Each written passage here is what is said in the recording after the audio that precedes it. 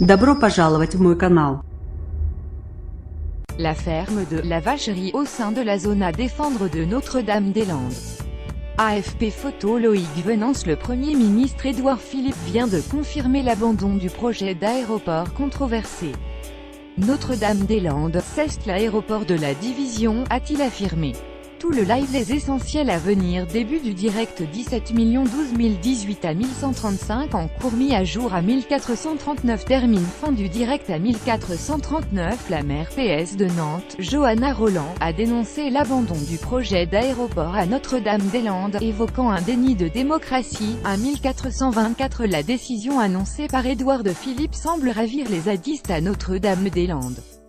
Certains ont déployé une banderole avec inscrit et toc, comme le montre ce tweet d'une journaliste de Ouest France. NDDL joie à la ZAD pic.twitter.com oxfueqjwt, Véronique Escolano @vescolano 17 janvier 2018 à 1419. Le groupe de BTP Vinci Est dit à disposition de l'État après l'annonce de l'abandon du projet d'aéroport à Notre-Dame-des-Landes. Vinci a signé fin 2010 un contrat de 55 ans couvrant l'exploitation des aéroports existants, Nantes Atlantique et Saint-Nazaire-Montoire, la construction du nouvel aéroport Notre-Dame-des-Landes et le transfert vers celui-ci de la plateforme Nantes Atlantique. L'ensemble du contrat va maintenant devoir être renégocié. Lire aussi Notre-Dame-des-Landes, l'indemnisation de Vinci. L'autre sujet sensible à 1413, créateur du Puy du Fou et ancien président du département de la Vendée, Philippe de Villiers s'est félicité de l'abandon du projet de Notre-Dame-des-Landes. Nantes Atlantique, on a gagné le bon sens, l'a emporté, a-t-il écrit sur Twitter. Nantes Atlantique, on a gagné le bon sens, l'a emporté.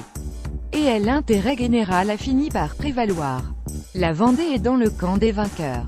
Merci et bravo aux entrepreneurs vendéens qui se sont mobilisés. Philippe de Villiers @PHDvilliers 17 janvier 2018. La décision du gouvernement me réjouit le cœur, indique l'ancien président du Conseil général de Vendée dans un communiqué de presse, relayé par Ouest France. C'est la fin, le couronnement de 30 ans de combat. De lutte contre un projet absurde et mortifère pour la Vendée. J'ai une pensée pour tous les entrepreneurs vendéens qui se sont mobilisés, avec la fameuse pétition remise à Emmanuel Macron. Notre détermination et nos inquiétudes ont été entendues. On a gagné Champagne pour la Vendée, a-t-il ajouté. À 1406, WWF France salue l'abandon du projet Notre-Dame-des-Landes. Par cette décision, Emmanuel Macron fait preuve de cohérence. Vouloir incarner un leadership mondial en matière de climat et réaliser ce nouvel aéroport international aurait été incompréhensible, a réagi Pascal Canfin, directeur de WWF France dans un communiqué, @PCANF1 NDDL. Nous souhaitons que cette décision marque un tournant, la fin des modèles de DVP du passé et le début d'une nouvelle ère. Pour cela, nous appelons Emmanuel Macron à enterrer les grands projets incompatibles avec nos engagements climatiques, comme Montagne d'Or. WWF France WWF France 17 janvier 2018 à 1358. L'abandon par le gouvernement du projet d'aéroport à Notre-Dame-des-Landes est une immense joie pour tous ceux qui ont lutté contre le projet, a déclaré Julien Durand, porte-parole de l'ACIPA, principale association d'opposants. Je suis heureux de ce résultat. Je serais tenté de dire que de temps perdu depuis le débat public de 2003, a poursuivi Julien Durand. Je pense aux anciens de la lutte qui sont partis, a-t-il ajouté, avant même l'annonce officielle du gouvernement. C'est un aboutissement dans une carrière de militant syndical, mais il y a encore demain du travail à faire collectivement. Il appelle le gouvernement à un dialogue constructif, sans contrainte policière, et à laisser du temps aux opposants pour construire l'avenir de la ZAD et libérer les voies d'accès, dont la fameuse RD 281, à 1356. Si le projet de Notre-Dame-des-Landes est abandonné, le gouvernement prévoit le réaménagement de l'aéroport de Nantes Atlantique. Il sera modernisé, les abords de pistes aménagés dans des délais rapides. La procédure pour l'allongement de la piste sera engagée, a précisé le chef du gouvernement, qui espère également réduire les nuisances sonores pour la ville de Nantes et les communes voisines. En cas d'échec de réduction des nuisances, le gouvernement prévoit des compensations exemplaires. En parallèle, le gouvernement entend accompagner le développement de l'aéroport René-Saint-Jacques afin de mieux répartir le trafic aérien dans l'ouest de la France, et de jouer davantage sur la complémentarité railière en optimisant les infrastructures ferroviaires dans la région, allongement de la piste de Nantes-Atlantique, aménagement des abords de l'antériorité existant, possible exonération pour les riverains Bruy Notre-Dame-des-Landes Édouard de Philippe, Marcelo Westfred @Mouefred 17 janvier 2018 à 1351. Nous mettrons fin à la zone de non-droit qui prospère depuis plus de 10 ans sur cette zone. La déclaration d'utilité publique actuelle deviendra donc caduque le 8 février prochain. Les 3 routes qui traversent le site seront rendues à la circulation. Les squats qui débordent sur la route devront être retirés. Les occupants illégaux de ces terres devront partir d'eux-mêmes d'ici au printemps prochain où ils seront expulsés. Les forces de l'ordre sont mobilisées pour faire respecter ces décisions, a expliqué Édouard de Philippe à 1345. Le Premier ministre, Édouard Philippe, vient d'annoncer à la sortie du Conseil des ministres l'abandon du projet d'aéroport à Notre-Dame-des-Landes. Instruit du dossier, et en accord avec le président, le gouvernement a pris sa décision. Les conditions ne sont pas réunies pour la construction de cet aéroport. Les grands projets qui ont réussi se sont tous réalisés parce qu'il était largement porté par la population. Notre-Dame-des-Landes, c'est l'aéroport de la division. Le projet sera donc abandonné. Cette décision est logique au regard de l'impasse dans laquelle se trouve le dossier. Cette décision est sans ambiguïté. Les terres retrouveront leur vocation agricole. C'est une décision d'apaisement, qui doit conduire à un nouveau départ, a dit le Premier ministre. Durant 50 ans, l'État s'est placé face à un dilemme impossible. L'indécision du gouvernement a laissé les partisans et les opposants s'affronter. Quand nous sommes arrivés en fonction, la situation était totalement bloquée, avait indiqué peu avant Édouard Philippe. Mon premier réflexe aurait été d'autoriser sans délai ce projet, mais les choses paraissent toujours plus simples quand elles sont vues de loin. J'ai voulu examiner les nouvelles solutions qui pouvaient s'offrir.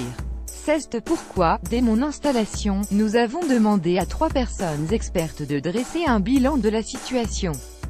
Ils nous ont remis ce rapport en décembre dernier. Samedi dernier, j'ai voulu me rendre compte par moi-même, sur place, de la situation. Tous les maires pour ou contre m'ont dit la même chose. Sortez-nous de cette situation, solution d'apaisement, affirme Édouard de Philippe. Notre-Dame-des-Landes pic.twitter.com 56 NSCinf Marcelo Westfred @Mouefred 17 janvier 2018 à 1330. Alors que l'information a fuité depuis près de 30 minutes, le Premier ministre Édouard de Philippe ne s'est pas encore présenté à son pupitre pour annoncer la décision du gouvernement sur le projet Notre-Dame-des-Landes. Au sol du salon d'hiver, des étiquettes ont été scotchées bornes, Colomb, Belloubet, Hulot, Griveaux annonçant de l'empac. pic.twitter.com ICNRSSPBP9, Marcelo Westfred @Mouefred 17 janvier 2018 à 1319. C'est une très mauvaise décision pour les habitants de Loire-Atlantique, a annoncé lors d'un point presse le président socialiste du conseil départemental de Loire-Atlantique, Philippe Grosvalet.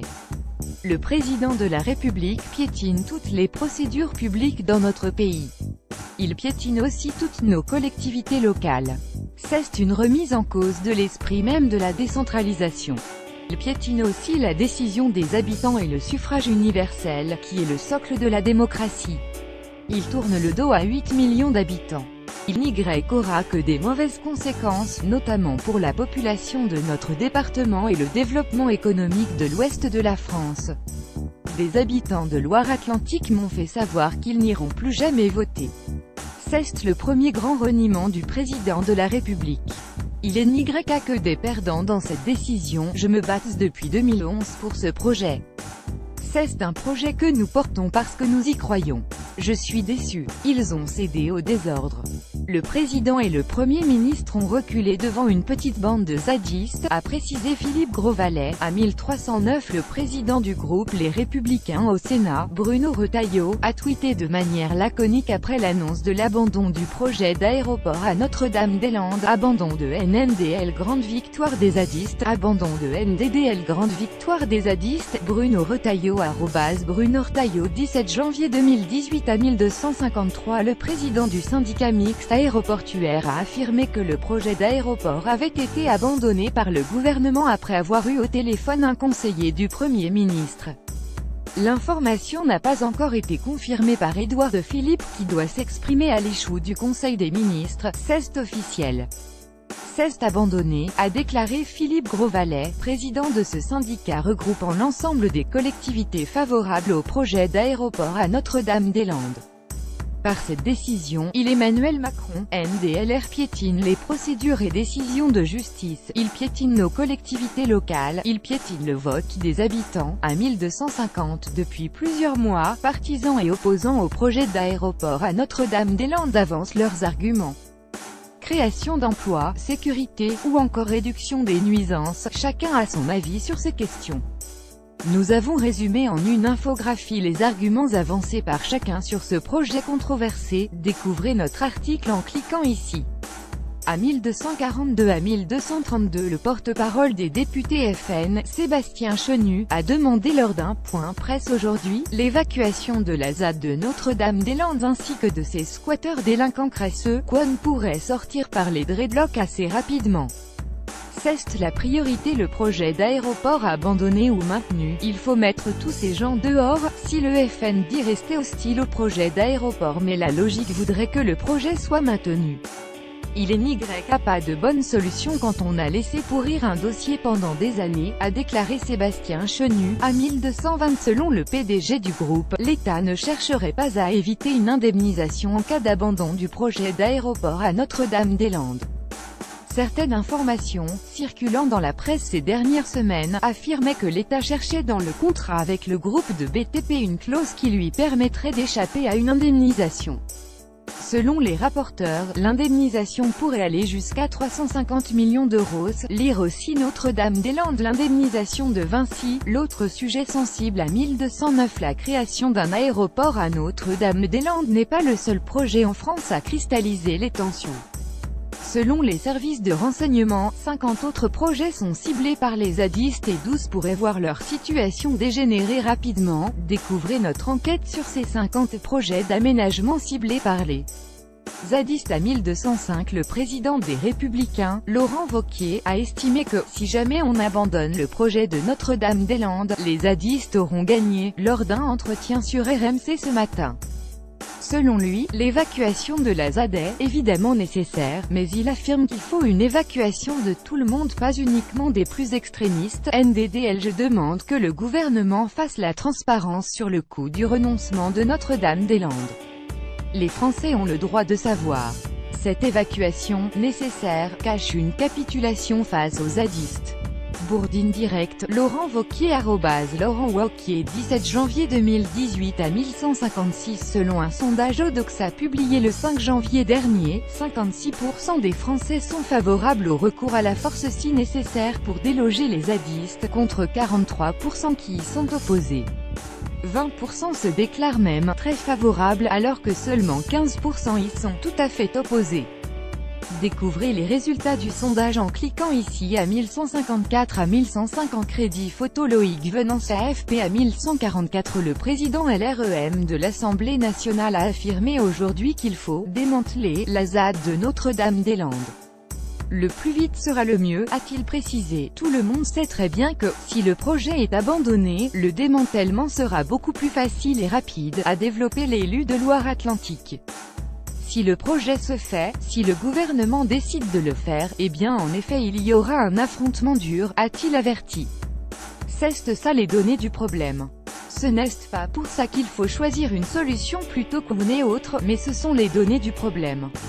À 1140, le dossier controversé de Notre-Dame-des-Landes est passé de main en main depuis près de 50 ans. Le projet de construction d'un nouvel aéroport, afin de remplacer celui situé au sud de Nantes, a été lancé en 1965. Depuis, il a été le théâtre d'opposition avec les zadistes. Découvrez notre timeline qui résume les 50 ans d'opposition à Notre-Dame-des-Landes à 1137 mardi. Le quotidien Ouest France affirmait que des centaines de CRS ont commencé à arriver dans la région de Nantes et de Rennes. Selon la presse locale, des hôtels ont été réservés pour héberger les membres des forces de l'ordre entre la semaine prochaine et le 15 février. Cet afflux de CRS confirme ce qu'a annoncé le ministre de l'Intérieur, Gérard Collomb, à savoir que la zone à défendre, ZAD, sera évacuée de ses éléments les plus radicaux. Une évacuation qui sera faite quelle que soit la décision du gouvernement, selon le ministre. Au total, 2500 à 3000 gendarmes devraient être déployés à Notre-Dame-des-Landes. Lire aussi Notre-Dame-des-Landes. Les préparatifs de l'évacuation de la ZAD s'accélèrent à 1135. Le Premier ministre, Édouard Philippe, s'exprimera pour présenter la décision prise par le gouvernement sur l'avenir du projet aéroportuaire du Grand Ouest, en présence des ministres Gérard Collomb Intérieur, Nicolas Hulot Transition écologique et solidaire, Elisabeth Borne Transport, Nicole Belloubet Justice et Benjamin Griveaux porte-parole, a déclaré la présidence de la République dans un communiqué. Un peu plus tôt dans la journée, le député de La République En Marche avait affirmé sur Public Sénat qu'il avait l'intime conviction qu'une décision a été prise concernant Notre-Dame-des-Landes. Richard Ferrand, proche d'Emmanuel Macron, a cependant précisé qu'il ne savait pas quel parti prendraient les membres du gouvernement. Lire aussi Notre-Dame-des-Landes. La décision annoncée à la mi-journée à 1133. C'est aujourd'hui que le gouvernement tranche sur le projet contesté de construction d'un aéroport à Notre-Dame-des-Landes. Le Premier ministre Édouard Philippe doit annoncer la décision de l'exécutif à l'issue du Conseil des ministres, a indiqué ce matin l'Élysée.